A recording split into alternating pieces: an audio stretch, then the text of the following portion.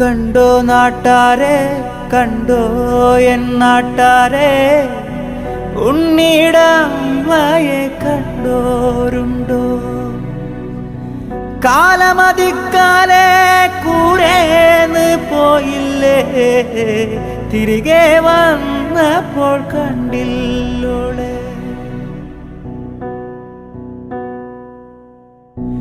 കഞ്ഞി കുടിക്കാണ്ട്, പഴങ്കഞ്ഞി കുടിക്കാണ്ട്, കാലം പുലർക്കാലെ പോയതാണേ. മേലെ കണ്ടത്തിൽ വിത്തേറിയാനായി, നേരം പുലർക്കാലെ പോയതാണേ.